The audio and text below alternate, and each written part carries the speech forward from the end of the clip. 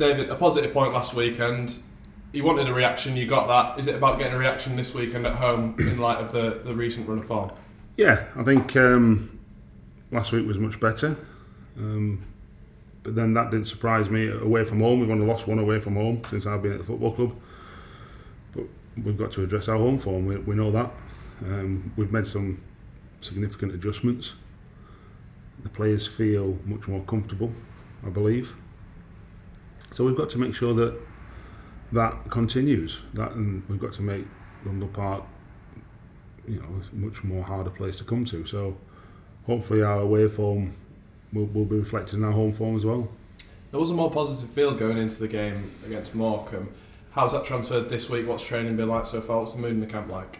I think last week was certainly early on in the week. I spoke about everyone at the football club feeling bruised, players, staff. I'm sure the people above me felt the same. By the end of the week, it was quite refreshing, as in we'd had lots of open, honest, frank conversations, both in the staff office, players to staff, and it got a lot of things that needed addressing out in the open. And we all take that on board. And I think that by the end of the week, you could see that. That was reflected in the performance. I thought it was a real tough test at Morecambe. I thought it was a real hard game. We could have won it. We could have lost it, but we could have won it. We probably should have won it because we had 2 or 3 great chances at the end.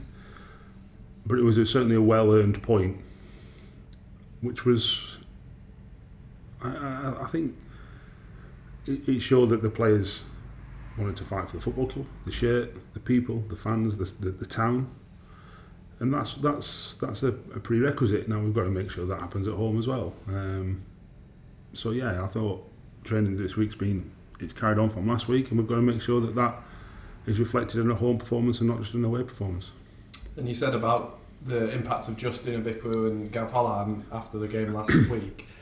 You're counting on individuals to step up, aren't you, as well as it being about the team and the squad, not just the 11. Yeah, of course, but you're not gonna get me to stand here and start blaming players because they didn't. That's just not my way.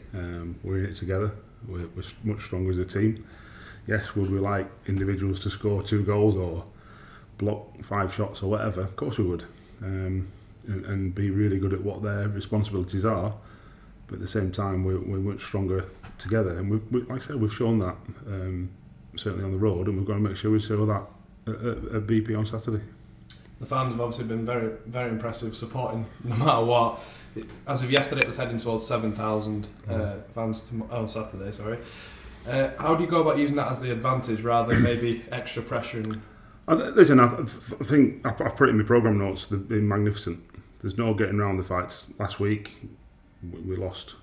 Last home game we lost. They were very good.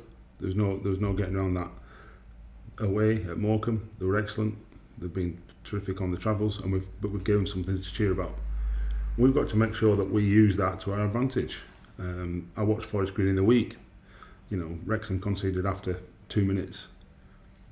They believed in them. The fans believed in them. Yes, there's always a bit of unrest and all the rest of it, but they had a full side of the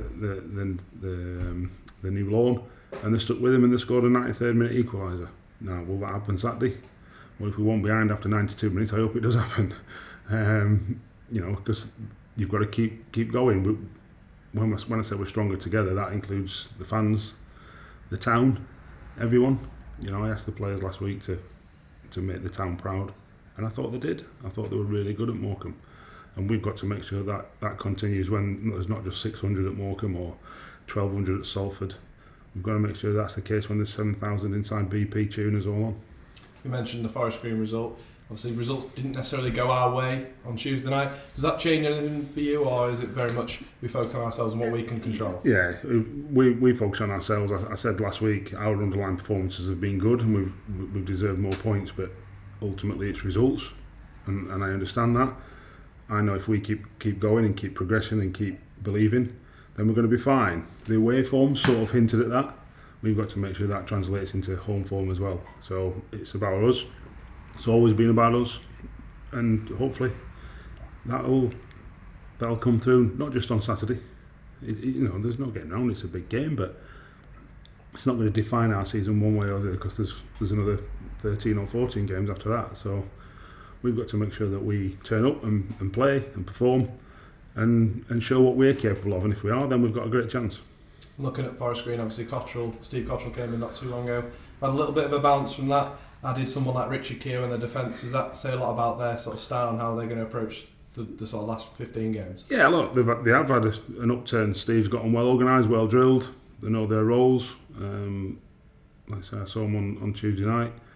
They are, hard to beat, and that goes a long way when you're near the bottom of the division. So we've got to make sure we match that, and also expose where we think their weaknesses are, so that we come out on the right side of the result.